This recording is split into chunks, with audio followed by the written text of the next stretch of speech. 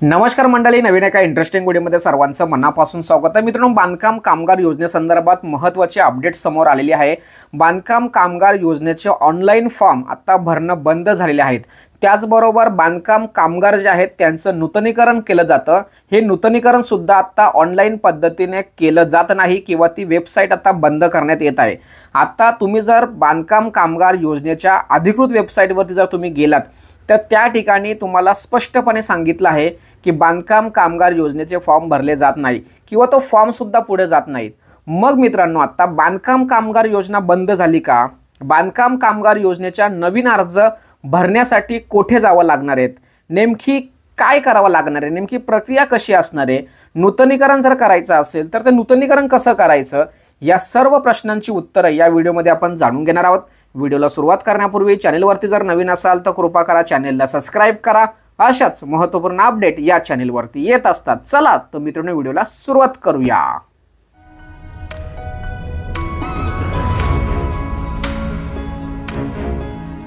तर मित्रांनो, सर्वप्रथम तुम्हाला गुगलवरती यायचं आहे। गुगलवरती टाईप करायचं आहे बांधकाम कामगार। बांधकाम कामगार हे नाव टाईप केल्यानंतर तुमच्यासमोर पहिलीच लिंक येणार आहे। या लिंकवरती तुम्हाला क्लिक करायचं आहे आणि बांधकाम कामगार या अधिकृत वेबसाईटवरती तुम्हाला यायचं आहे। या वेबसाईटची लिंक मी डिस्क्रिप्शन बॉक्समध्ये देतो, त्यावरती तुम्ही क्लिक करून डायरेक्ट या पेजवरती येऊ शकता। या ठिकाणी डाव्या साईडला नवीन रजिस्ट्रेशन संदर्भात एक टॅब दिला आहे, त्यावरती क्लिक केल्यानंतर तुम्ही डायरेक्ट त्या सेम पेजवरती येता, म्हणजे पुढे कोणत्याही प्रकारचा फॉर्म भरला जात नाही किंवा नवीन पेज ओपन होत नाही। तर मित्रांनो, या ठिकाणी एक नोटीस दिलेली आहे। यामध्ये असं म्हटलं आहे की नव्याने नोंदणी नूतनीकरण अर्ज संगणक प्रणालीवर सादर करण्याकरिता संबंधित बांधकाम कामगारांनी आपल्या मूळ कागदपत्रांसह नजीकच्या तालुका कामगार सुविधा केंद्रावर उपस्थित राहावे।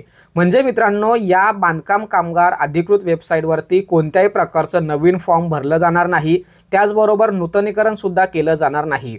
नवीन बांधकाम कामगारांसाठी फॉर्म भरण्यासाठी तुम्हाला तुमचे कागदपत्र घेऊन जवळच्या तालुका स्तरावरती जे बांधकाम कामगार सुविधा केंद्र आहे येथे जाऊन तुम्हाला फॉर्म भरायचा आहे।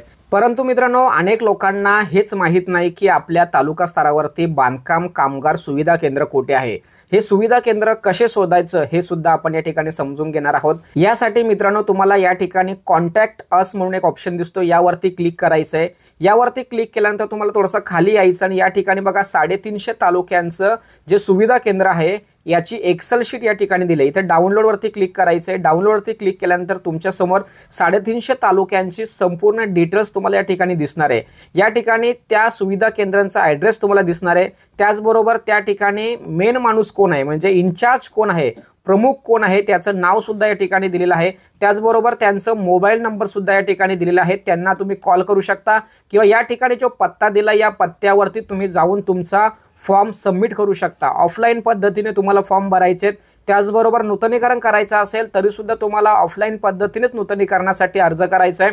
त्यामुळे मित्रांनो, या वेबसाईटवरती कोणत्याही प्रकारचे नवीन फॉर्म आता ॲक्सेप्ट केले जाणार नाही, नूतनीकरण सुद्धा करून घेतलं जाणार नाही। या ठिकाणी जे सुविधा केंद्र दिलेले आहेत याच ठिकाणी येऊन तुम्हाला फॉर्म भरावा लागणार आहे। अशा पद्धतीने मित्रांनो, अतिशय महत्त्वाची आणि इम्पॉर्टंट माहिती या ठिकाणी समजावून सांगण्याचा प्रयत्न केलाय। सदर व्हिडिओ सदर माहिती महाराष्ट्रातील सर्व नागरिकांपर्यंत पोहोचवण्यासाठी सहकार्य करा।